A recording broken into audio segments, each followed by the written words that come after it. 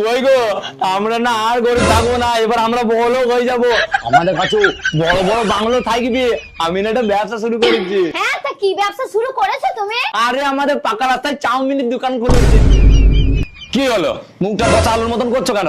আরে ওই চাউমিনের দোকান করে কে বড়লোক হয়েছে? ওই কথা বলনি, আমার বন্ধু ফুচকা বিক্রি করে দুখানা বাংলো কিনে ফেললি 2 মাসের মধ্যে। আরে আমি বলতে চাইছি ব্যবসা এমন শুরু করো যেন ভিআইপি ভিআইপি ভাব লাগে, যেমন গাড়ির শোরুম।